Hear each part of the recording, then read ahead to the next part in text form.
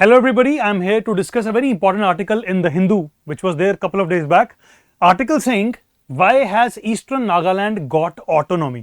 बहुत important है, बहुत interesting है to understand what really is happening in Nagaland, how the government is trying to manage Nagaland. Nagaland, as we all know, internal security perspective से काफी disturbed रहा है. The history has been quite dark. और ये history अभी present तक भी चलती है, मतलब इवन टिल टुडे यहाँ पर सेपरेटिस्ट टेंडेंसीज देखने को मिलती हैं. There are lot of non state actors which are active in Nagaland. आज भी काफ़ी नॉन स्टेट एक्टर्स को सपोर्ट म्यांमार से मिलती है, चाइना से मिलती है, एंड एंटी इंडिया एक्शंस आज भी वहाँ पर काफ़ी सारे ग्रुप्स लेने की कोशिश करते हैं. Some of the notorious groups जैसे कि NSCN Khaplang faction, NSCN Isak Muivah faction जो ऑलरेडी सरकार के साथ बातचीत कर रहा था बट अभी वो भी प्रॉब्लम में फंसी हुई है. इस बीच में this article has come up saying कि ईस्टर्न नागालैंड के अंदर सरकार ने ऑटोनॉमी क्यों दी है. सबसे पहला सवाल ये उठेगा कि ऑटोनॉमी होती क्या है. ऑटोनॉमी होता है जब किसी को वो पावर दे दी जाए कि वो अपने आप को खुद सेल्फ गवर्न कर ले या इतना एम्पावर हो जाए कि खुद डिसीजंस ले सके. अब सवाल ये उठता है क्या इंडिया में स्टेट्स के पास ऑटोनॉमी है? यस, ऑटोनॉमी स्टेट्स के पास है बट रिस्ट्रिक्टेड ऑटोनॉमी है. क्यों? क्योंकि इंडिया का एक फेडरल स्ट्रक्चर है. फेडरल स्ट्रक्चर में हमने डिवाइड करी हैं कौन कौन से एरियाज में इंडिपेंडेंट डिसीजन यूनियन सरकार या सेंट्रल गवर्नमेंट ले सकती है, कौन कौन से एरियाज में स्टेट्स इंडिपेंडेंट डिसीजन या ऑटोनॉमी एंजॉय कर सकते हैं. तो हमारे यहाँ पर आपको पता है कि हम लिस्ट्स के ऊपर काम करते हैं और जो ऑटोनॉमी है उसको डिवाइड करके रखा है हमने क्योंकि फेडरल स्ट्रक्चर हम फॉलो करते हैं. तो इंडिया के अंदर नागालैंड में रिसेंटली कुछ हुआ है जिसकी वजह से बात ऐसे हो रही है कि ईस्टर्न नागालैंड के अंदर सरकार ने ऑटोनॉमी इनको दी है. मतलब कुछ डिस्ट्रिक्ट्स के पास ये पावर पहुंची है कि वो अपने डिसीजंस इंडिपेंडेंटली ले सकते हैं. तो ऐसा हुआ क्या है, व्हाट रियली हैज हैपेंड? आपको यहां पर इस आर्टिकल में कुछ नए शब्द भी दिखेंगे जैसे कि you will find out something mentioned as ENPO और the eastern Nagaland people's organisation. ये क्या है, ये क्या करती है, इसकी डिमांड्स क्या हैं, क्यों इन्होंने ऐसी कुछ डिमांड्स रखी और उन डिमांड्स का सरकार ने सॉल्यूशन क्या प्रोवाइड किया. इसके साथ साथ you will find another terminology mentioned as FNTA या फिर फ्रंटियर नागालैंड टेरिटोरियल अथॉरिटी. अब ये क्या चीज है, सरकार इसके माध्यम से कैसे ENPO की डिमांड्स को फुलफिल करती है.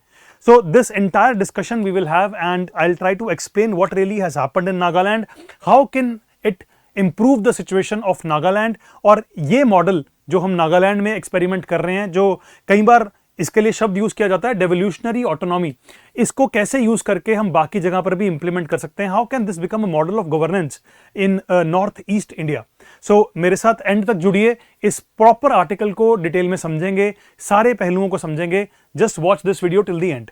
First things first, I hope आपको ये तो समझ में आ गया हो कि ऑटोनॉमी का मतलब क्या है. अब हुआ क्या है, हुआ ये है कि ENPO नाम की जो बॉडी है, इस बॉडी का पूरा नाम है ईस्टर्न नागालैंड पीपल्स ऑर्गेनाइजेशन. इस पर्टिकुलर बॉडी की कुछ डिमांड्स थी. ये बॉडी है क्या, ये बॉडी बेसिकली 8 नागा ट्राइब्स को रिप्रेजेंट करती है और 8 नागालैंड ट्राइब्स इकट्ठे होकर लगभग 6 डिस्ट्रिक्ट्स में जो नागालैंड की ईस्टर्न डिस्ट्रिक्ट्स हैं, 6 ईस्टर्न डिस्ट्रिक्ट्स को रिप्रेजेंट करती हैं. So ENPO is eastern Nagaland people's organisation, जिसके अंदर टोटल 6 डिस्ट्रिक्ट्स हैं, 6 डिस्ट्रिक्ट्स के लोग हैं और इन 6 डिस्ट्रिक्ट्स में टोटल 8 ट्राइबल या 8 ट्राइब्स के लोग रहते हैं. अब इन लोगों की कुछ डिमांड्स थी. इन लोगों की डिमांड्स क्या थी? डिमांड क्या थी? डिमांड ये थी कि ये पर्टिकुलर 6 डिस्ट्रिक्ट्स में 8 ट्राइब जो रहती हैं, इनका मानना है कि नागालैंड को अगर हम इंडिपेंडेंस के बाद का समय देखें और अगर हम नागालैंड को समझने की कोशिश करें तो इनका मानना है कि वेस्टर्न नागालैंड की डेवलपमेंट, वेस्टर्न नागालैंड की एडमिनिस्ट्रेशन, वेस्टर्न नागालैंड की इंफ्रास्ट्रक्चरल डेवलपमेंट ज्यादा बेहतर हुई है. जबकि अगर हम ईस्टर्न नागालैंड को देखें, eastern Nagaland has been more vulnerable. Comparatively सरकार ने ज्यादा ध्यान वेस्टर्न नागालैंड की डेवलपमेंट दिया है बट ईस्टर्न नागालैंड को लार्जली इग्नोर किया गया है. जब मैं ईस्टर्न नागालैंड की बात करता हूं तो ईस्टर्न नागालैंड आप समझ सकते हैं the area close to the border with Myanmar. और यहां पर यह भी हाईलाइट करती हैं ये 6 ट्राइब्स के, क्योंकि ये 8 ट्राइब्स के, क्योंकि हम ज्यादातर बॉर्डर एरिया की ट्राइब्स हैं, यहां पर आना जाना थोड़ा ज्यादा इन्वॉल्वमेंट म्यांमार के उस क्रॉस बॉर्डर ग्रुप्स की भी रहती है. तो यहां पर ज्यादातर हमें lack of development, lack of administration, lack of on ground implementation of policies देखने को मिलती हैं. हेंस ये जो 6 डिस्ट्रिक्ट्स के लोग हैं, ये जो 8 ट्राइब्स हैं, इनका मानना है कि हमारे साथ जस्टिस नहीं हो रही. हमारे ऊपर ध्यान नहीं दिया जा रहा और हमें सरकार जो प्रोमिसेस करती है वो हमारे यहां पर डिलीवर नहीं किए जाते। सो कोर डिमांड इनकी क्या थी? कोर डिमांड बहुत लंबे समय से आप देख सकते हैं, कोर डिमांड ENPO जो कि ईस्टर्न नागालैंड पीपल्स ऑर्गेनाइजेशन है, इसकी कोर डिमांड 2010 से यही रह रही है कि हमें कहीं ना कहीं एक सेपरेट स्टेट कार्व आउट करके दे दो। नागालैंड के जो ये ईस्टर्न 6 डिस्ट्रिक्ट्स हैं इनको एक अलग स्टेट बना दो, इन स्टेट्स का नाम लिख दो फ्रंटियर नागालैंड। तो हम कई बार सेसेशनिज्म की, सेपरेटिज्म की बातचीत करते हैं, बट ये डिमांड रेगुलरली 2010 से सामने रखी जा रही थी, ज्यादा न्यूज में नहीं है, शायद आपको इसके बारे में शायद पता भी नहीं होगा, इस वीडियो के थ्रू आप पहली बार इसके बारे में सुन रहे होंगे। तो एग्जिस्टिंग नागालैंड से एक सेपरेट स्टेट की डिमांड उठी जिसके अंदर ये 6 डिस्ट्रिक्ट्स और ये 8 ट्राइब्स के लोग ये डिमांड्स रेगुलरली सरकार के सामने रख रहे थे। और किस वजह से रख रहे थे कि एडमिनिस्ट्रेशन का गैप है, एडमिनिस्ट्रेशन के गैप को फुलफिल करने के लिए बेहतर तभी होगा अगर एक सेपरेट स्टेट बनेगी, सेपरेट स्टेट बनेगी तो बेटर मैनेजमेंट यहां पर हो सकती है। दीज आर द 6 डिस्ट्रिक्ट्स जहां से ये डिमांड उठी।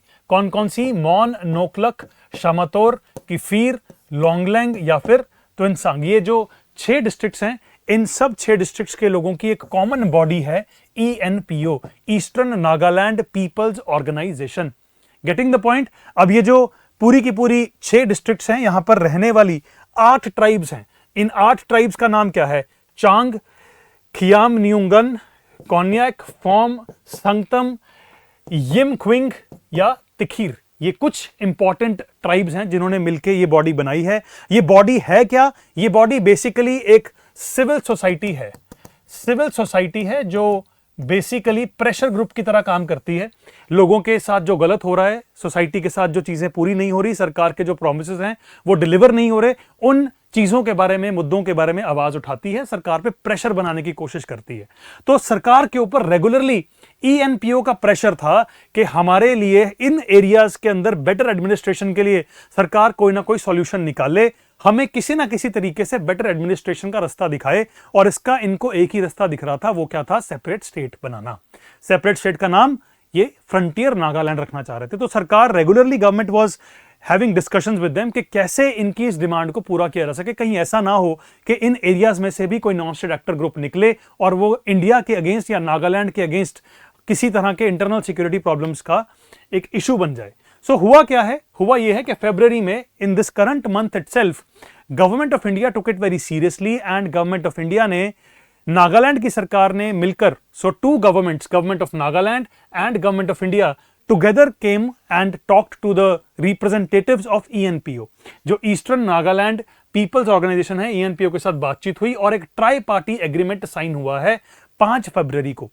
अब ये ट्राई पार्टी एग्रीमेंट में क्या डिसाइड हुआ है? ये डिसाइड हुआ है कि हम आपके इस मुद्दे को, आपकी प्रॉब्लम्स को समझते हैं, एक्नॉलेज करते हैं। While we are acknowledging, we are also promising that we are going to give you autonomy. अगर आपको लगता है कि एडमिनिस्ट्रेटिव फेलियर है, अगर आपको लगता है कि इंप्लीमेंटेशन का फेलियर, तो आपके पास ज्यादा पावर हम देने को रेडी हैं। So with this agreement what really has happened, सरकार ने बोला कि with this agreement that we are doing with you, we are going to give you devolutionary autonomy. Devolutionary autonomy क्या होती है? डेवोल्यूशन का मतलब होता है कि जब एक हायर अथॉरिटी लोअर अथॉरिटी को अपनी पावर ट्रांसफर कर दे। तो सेंट्रल गवर्नमेंट ने बोला कि हम, हमारे पास जो पावर्स हैं, हम उनमें से कुछ पावर्स आपको ट्रांसफर कर देते हैं, आपको डेवोल्यूशनरी अथॉरिटी दे देते हैं, आप उन पे एक्सरसाइज करो, उन पे अपनी फ्री विल के अकॉर्डिंग आप ऑटोनॉमस डिसीजंस ले सकते हो। Hence we are giving them devolutionary autonomy. तो यहां पर हुआ क्या है? ENPO के साथ जो एग्रीमेंट हुआ, इस ENPO के एग्रीमेंट के साथ साथ गवर्नमेंट ऑफ इंडिया और गवर्नमेंट ऑफ नागालैंड ने मिलकर यहां पर क्या एस्टैब्लिश किया है? यहां पर हमने एस्टैब्लिश किया है frontier Nagaland territorial authority. Something which is new, something which is fresh, something which is coming up, which can prove to be a model for all the other states of Northeast also। अब इसमें है क्या, ये समझ लेते हैं। FNTA body है क्या? FNTA बॉडी किस तरह के मॉडल की बात करती है? FNTA बॉडी बात करती है डेवोल्यूशनरी ऑटोनॉमी की, जो शब्द मैं 2-3 बार ऑलरेडी यूज कर चुका हूं। Higher authority giving its power, its authority to a lower authority. Basically एक ऑटोनॉमस डिस्ट्रिक्ट काउंसिल जैसा एक सिस्टम, जिसमें ऑटोनॉमी ज्यादा इन पर्टिकुलर जो काउंसिल बना है या फिर जो अथॉरिटी बनी है, इसको दी गई है। अब इसके अंदर कौन कौन से एरियाज कवर हुए हैं? जो हमने 6 डिस्ट्रिक्ट्स की बात करी थी, इन सब 6 डिस्ट्रिक्ट्स की जो एक रिप्रेजेंटेटिव बॉडी थी ईएनपीओ, ईएनपीओ के अंडर हमने बोला कि आपके साथ बात हुई है, हम यहां पर एक एफएनटीए बनाएंगे।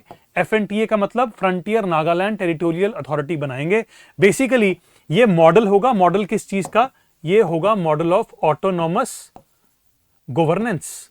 ऑटोनॉमस गवर्नेंस का मॉडल होगा। ऑटोनॉमस गवर्नेंस में ऑटोनॉमी का मतलब सेल्फ गवर्नेंस का मॉडल होगा, आप अपने आप को खुद गवर्न करेंगे।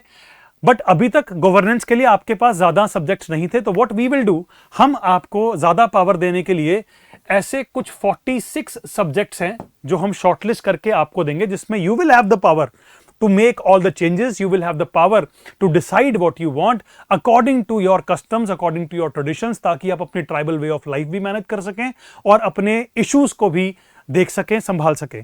तो इस पर्टिकुलर एफएनटीए की development has become important for us to understand, क्योंकि ये बड़ा अच्छा मॉडल हो सकता है अगर यहां पे इस मॉडल के थ्रू शांति आती है, अमन होता है या फिर स्टेबिलिटी आती है, तो ये मॉडल आगे भी रेप्लिकेट किया जा सकता है। आपको बहुत क्लियरली दिख रहा होगा कि विद दिस पर्टिकुलर मॉडल हमने क्या बोला है, इनको बेहतर लेजिस्लेटिव और बेहतर एग्जीक्यूटिव कंट्रोल दिया।